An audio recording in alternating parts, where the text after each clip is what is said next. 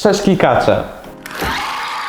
Witam was wszystkich bardzo serdecznie. Dawno się nie widzieliśmy, to znaczy wy nie widzieliście mnie, ale jak widzicie format wraca do pierwowzoru. Także cieszę się, że mogę przed Państwem występować. Dodatkowo w niedawnym czasie dotarła do nas dostawa modeli Kichron K3 Pro oraz Kichron K4 Pro. No więc właśnie, czemu jakby nie zacząć tego tematu i nie opowiedzieć Wam, czym jest model Pro? Zapraszam do odcinka.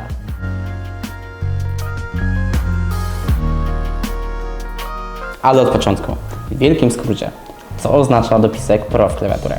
Jak sama nazwa mówi, jest to bardziej rozbudowana oraz zaawansowana wersja klawiatury od zwykłego modelu Kichron. Tak jak powiedzmy Kichron K8 Pro, Kichron K2 Pro czy Kichron K6 Pro, możemy znaleźć tutaj takie detale, które odpowiadają za bardziej przyjemniejsze doświadczenie w obcowaniu z tą klawiaturą. W modelu K8 Pro, K2 Pro albo w jakim innym modelu K Pro możemy zaobserwować na samym dole silikonową matę odpowiedzialną za wygłuszanie, tak jak piankę między PCB a plate'em odpowiedzialną za wyciszenie klawiatury. No dobra, ale co z tego? Przecież sam mogę dodać takie modyfikacje.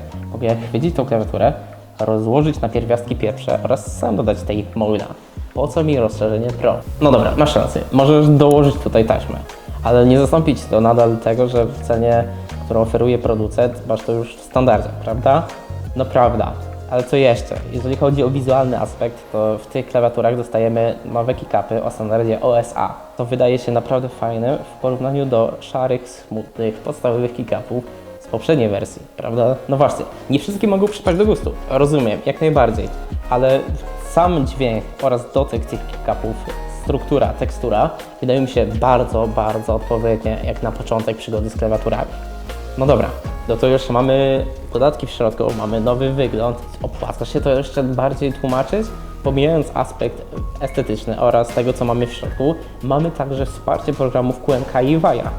No i dobra, no fajnie, spoko, ale nadal co to znaczy, Grzesiek? Tłumacz. Więc tłumaczę. Jeżeli chodzi o wsparcie QMK i VAIA, są to programy odpowiedzialne za modyfikację oraz programowanie klawiatury systemowo. Więc jeżeli chcemy pisać polskie znaki przy pomocy, no nie wiem, chociażby znaka zapytania albo strzałki W, no dobra, nie ma problemu, możemy to nałożyć w programie VAIA. Chcemy do większych modyfikacji, QMK stoi otworem. Chcemy nałożyć makro do naszej klawiatury, nie ma problemu. Naprawdę możemy odpalać YouTube'a przez kombinację jak u mnie Function, Alt i YouTube leci. To już mamy maty absorbujący dźwięk. Mamy także nowe keycapy, programowanie. Co dalej? Jeżeli chodzi o dalsze aspekty zmiany, możemy tutaj znaleźć chociażby poprawione stabilizatory. Mamy także switche, które już nie są zwykłymi gateronami dostępnymi bodajże w wersji K8 albo K2. Mamy do wyboru Gateron G Pro albo Kichron K. Autorskie przełączniki, które widziałem, że w internecie mają całkiem pozytywne opinie, więc myślę, że warto się przybliżyć i sprawdzić te przełączniki. Dobra, czyli podsumowując, co mamy w modelach K8 Pro, K2 Pro i K6 Pro? Maty wygłuszające, wsparcie programu QMK i VAIA, hot swap, nowy wygląd klawiatury, chodzi mi tutaj głównie o keycapy oraz poprawione stabilizatory. Świetnie, a gdy już mamy przybliżone i omówione modele K2 oraz K6 i K8 Pro, to teraz czas przejść do omawiania K3 Pro oraz modeli K7 Pro, a w przyszłości K5 Pro.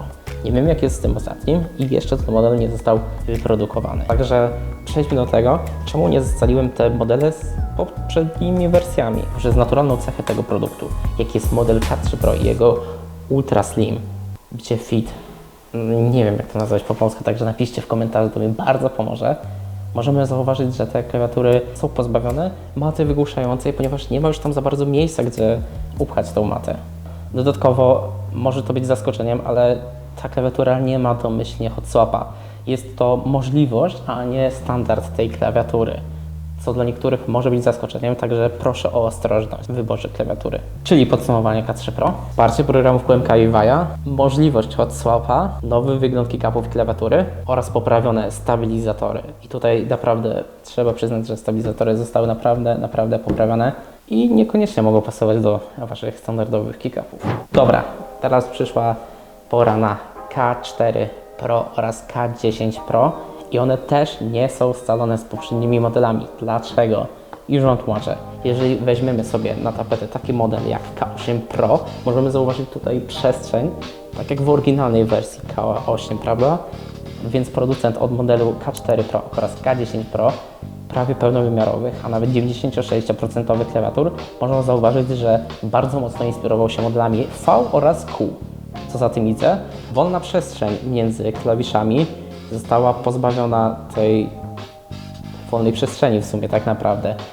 Tutaj mamy styczność z plastikiem, który pochodzi chociażby z modeli V, co może budzić bardzo fajne wizualne doświadczenie, nawet trochę myląc naszych znajomych, kumpli, że hej, mamy model V.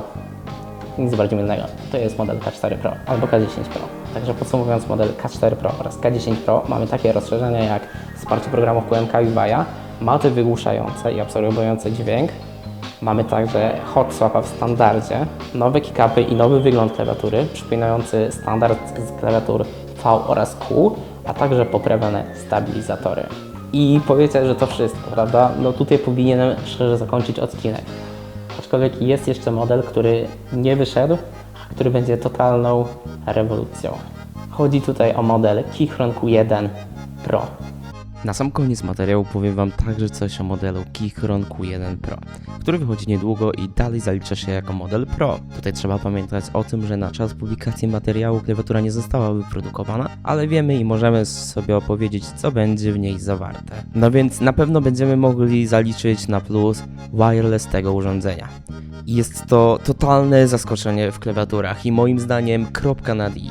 Klawiatura premium, która posiada naprawdę wiele wspaniałych urozmaiceń, nie posiadała bezprzewodowości, bo przecież klawiatura z aluminiową ramą, która ma swoją jednak wagę, faktycznie idealnie się nadaje na model, który powinien być przeznaczony do statycznego spoczynku na biurku, niż bardziej klawiaturę, którą pakujemy do plecaka na jakiegoś tripa. Także Q1 Pro zapowiada bezprzewodowość, nowy wygląd, inną paletę kolorów, czy chociażby kickupów w standardzie KSA, który bardziej mi osobiście pasuje wizualnie niż OSA z Q1 V2. Dodatkowo do modelu Q1 Pro producent zamierza produkować Keychron Banana, nowe przełączniki, które według swojego opisu ma przypominać przełączniki Panda. I tutaj jestem ciekawy, jak finalnie wyjdzie to producentowi. Jak na moje, wydaje mi się, że jest to model, który znowu zrobi niemałe zamieszanie. A ode mnie to tyle, co miałem Wam do zaprezentowania w dzisiejszym odcinku. Na dole możecie pisać, który model Keychrona mógłbym dla Was recenzować, a ja Was zapraszam do zasubskrybowania, do polubienia tego filmu, no i oczywiście do komentowania. Wpadajcie na nasze social media po więcej kontentu i tyle ode mnie. Trzymajcie się,